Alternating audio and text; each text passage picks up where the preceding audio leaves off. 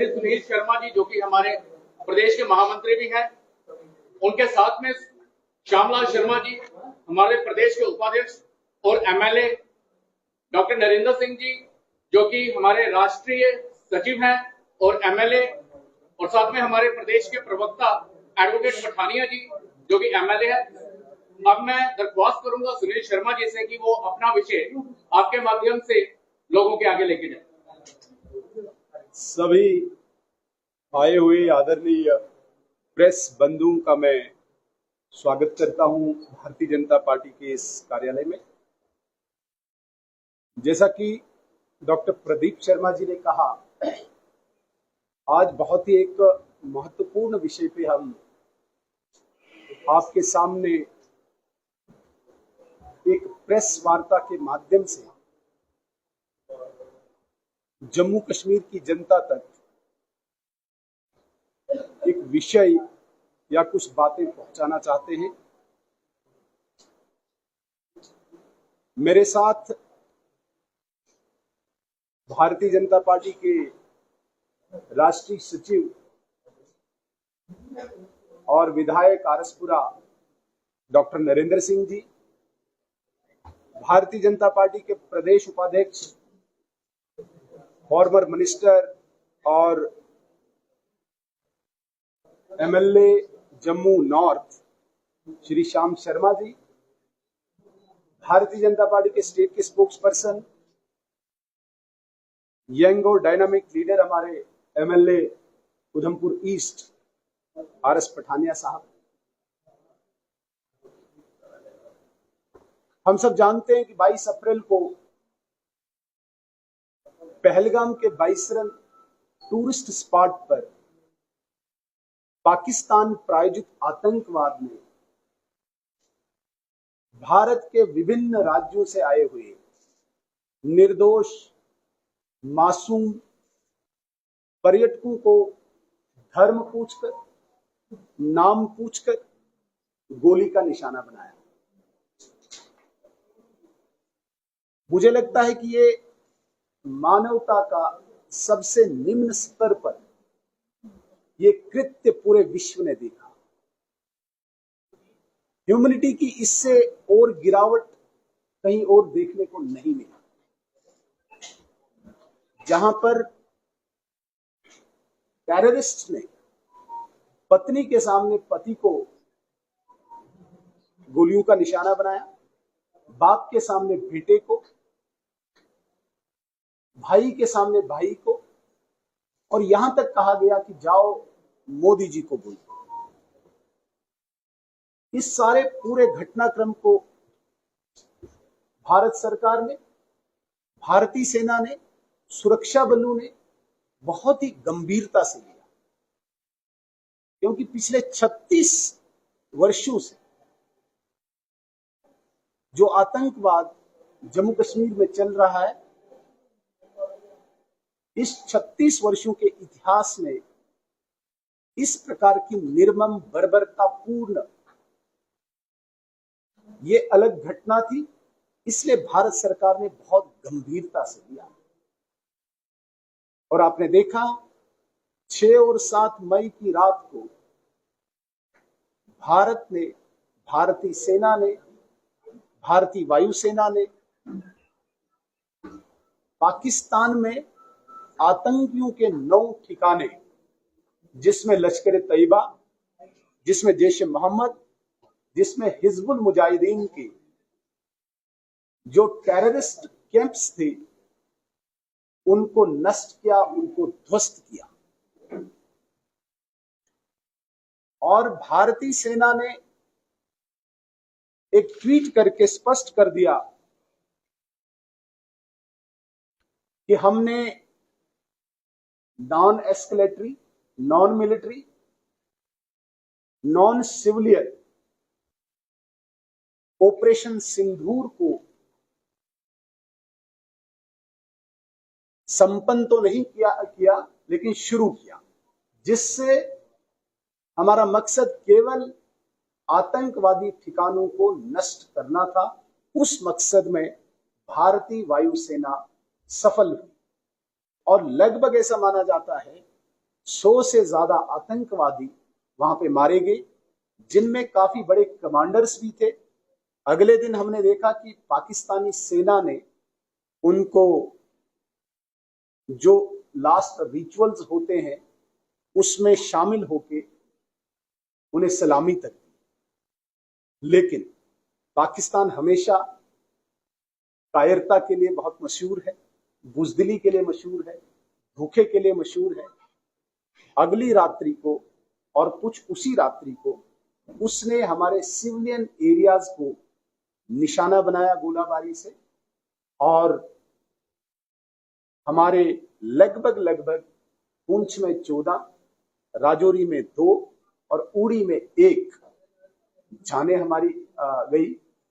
कुछ जानवरों का, एनिमल्स का, डोमेस्टिक एनिमल्स का नुकसान हुआ, स्ट्रक्चर्स कुछ तबाह हुए, खेतों में कुछ गोलाबारी हुई, फसल भी तबाह हुई।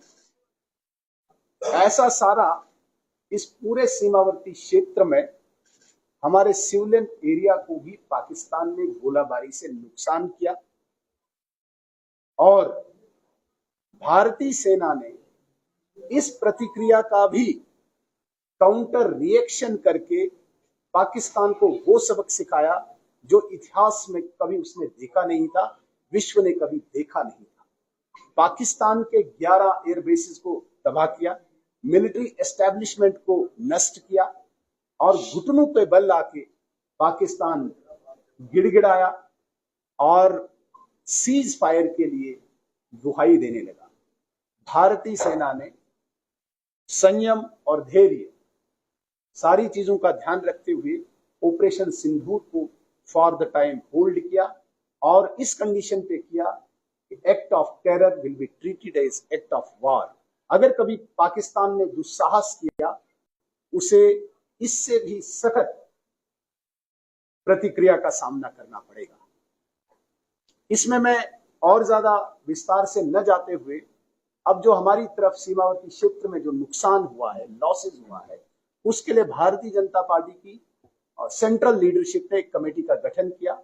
हम 5 एमएलएज, आदरणीय श्याम शर्मा जी, आदरणीय पठानिया जी, आदरणीय डॉक्टर नरेंद्र सिंह जी और आदरणीय डॉक्टर मनियाल जी को नियुक्त किया कि पूरे बॉर्डर एरियाज में जाके लॉसेस को एसेस करो और एक रिकमेंडेशन या रिपोर्ट तैयार करो। इसके लिए हमने हीरानगर से सीमावर्ती क्षेत्रों में जाने का तय किया, और हीरानगर से होते हुए पूरे सुचेतगढ़, अरनिया, आरएसपुरा, चंब, पलावाला, अखनूर, राजौरी, नौशेरा, पुंछ, मेंढर, स्वरनकोट, उड़ी, और अंत में परसों हमने इस पूरे प्रवास को टंगधार में कल्मिनेट किया। ऐसे लगातार 10 दिन हमारी ये टीम पूरे सीमावर्ती क्षेत्र में गई। हमने ग्राउंड में पाया कि काफी ज्यादा हमारे स्ट्रक्चर्स का नुकसान हुआ है। जैसे मैंने पहला ही कहा कि 14 हमारी जाने पुंछ में, 2 राजौरी में, 1 उड़ी में, ये भी हमने गंवाई। कुछ इस ऑपरेशन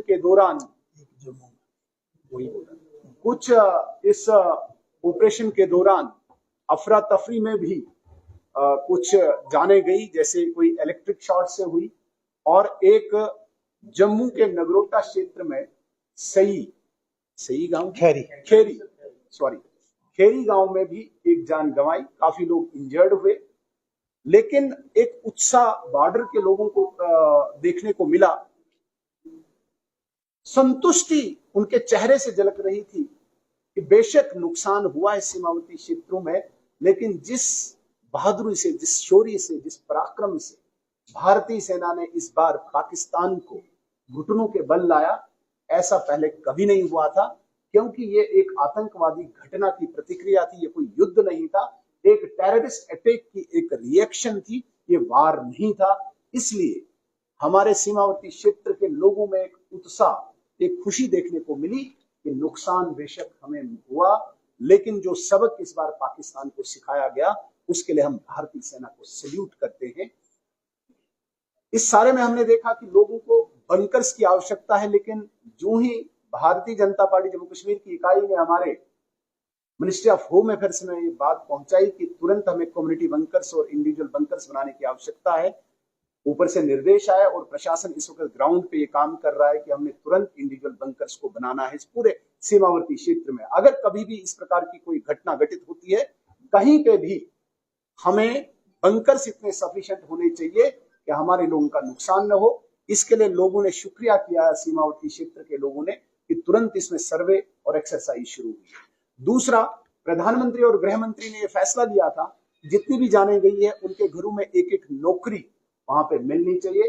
हालांकि जान की कोई कीमत नहीं है, लेकिन उनका घर चले उसके लिए एक एक नौकरी, उसकी भी कवायद शुरू हो चुकी है और फाइल लगभग जीएडी में मुझे लगता है कि कल सबमिट हुई है। बहुत जल्दी इन लोगों को नौकरी मिलेगी। और लगभग एसआरई के तहत में फिर जो पैसा देती है वो लगभग डिसबर्स हो गया है। 6 लाख रुपया सबको मिला है। जम्मू कश्मीर प्रदेश सरकार भी उन जानों के उन घरों में लगभग 10 लाख रुपया दे रही है, ऐसा भी लगभग घोषणा हो चुकी है। जहां तक इंजर्ड हुए हैं, ministry of home affairs, Bharat सरकार का जो निर्णय है, उनको भी इस वक्त उचित राशि मिली हुई है, इंजर्ड को भी। लेकिन सबसे बड़ी बात, जो ये घर, जो स्ट्रक्चर्स, कमर्शियल स्ट्रक्चर्स